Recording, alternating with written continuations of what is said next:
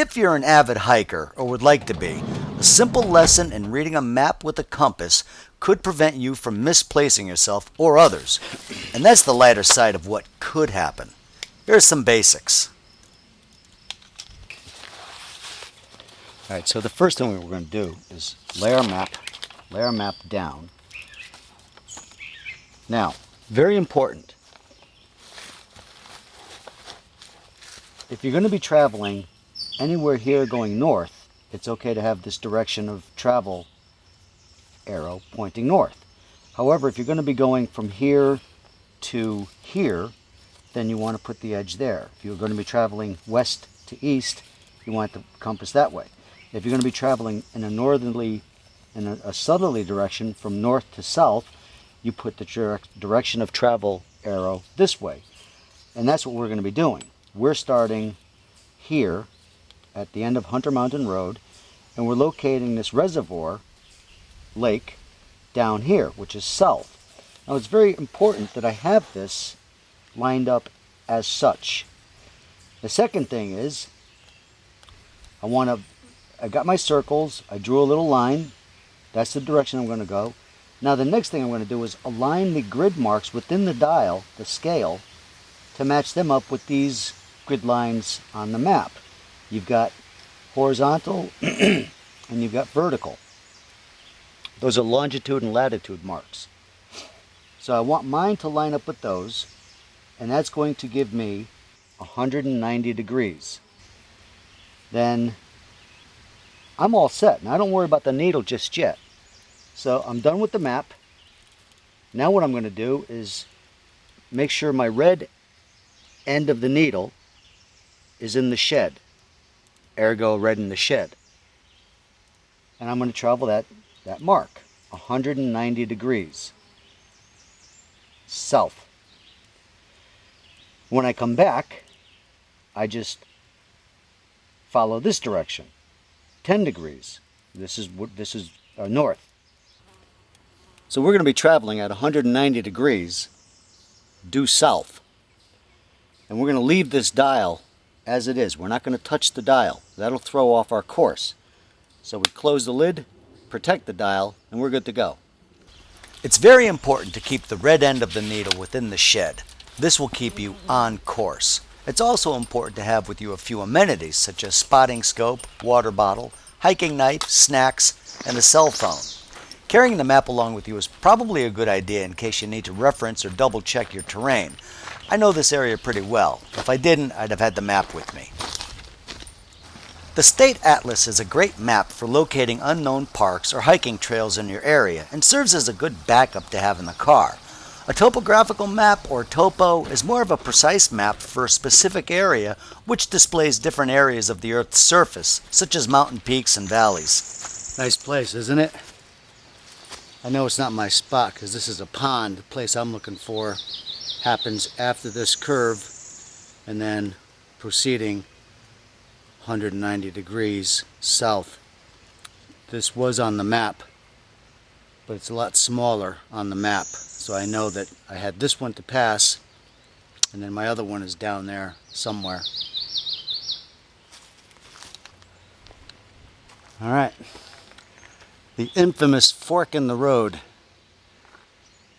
Got that one going off that way, and this one going off that way. And my bearing is 190 right down the middle.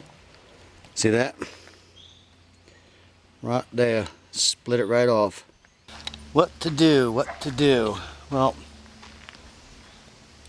this one looks like it goes to the left side of my direction, more at an angle left, and this one kind of curves over to the left. So I think I'm going to stick with this one being the road less traveled.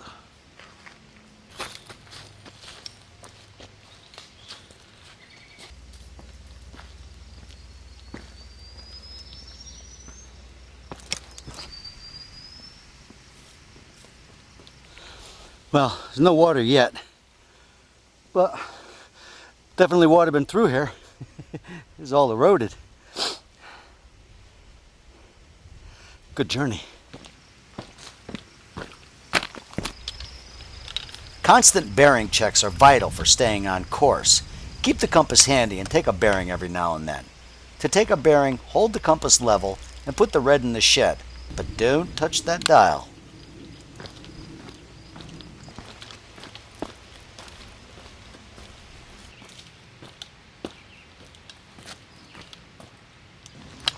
So I hear a waterfall and I see blue between the trees over there. So I'm guessing that this is my spot. Now, if I didn't see this, I may have walked right past up that trail and kept going. So it's a good idea to know what your relative distance is going to be when you're traveling. Looking for coordinates like this.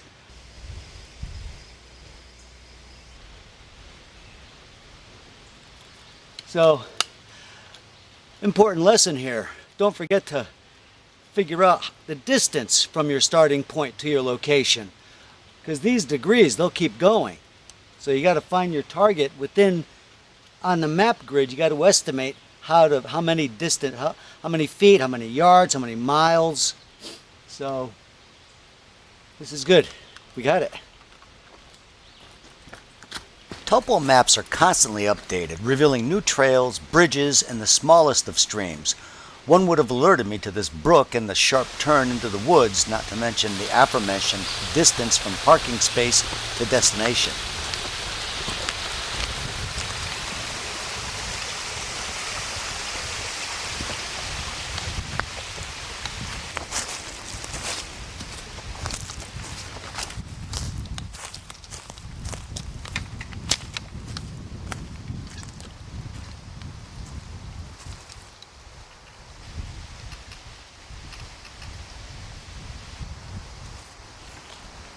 After locating my lake, the first thing I want to do is reverse my dial to give me a bearing back to the parking lot. Now I just reverse my dial from 190 to 10 degrees, which is at the opposite end of the spectrum,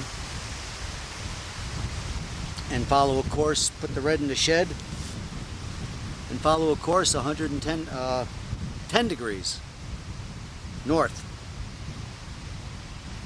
That's it. If you're looking for something a little different to do this weekend, grab a compass and try your hand at letterboxing, or just go out and find a destination. Smoking. We got fire. I'm Dan Whitney for Weekend Earth. Join us again as we discover some ins and outs, go down the road and off for a weekend on the Earth.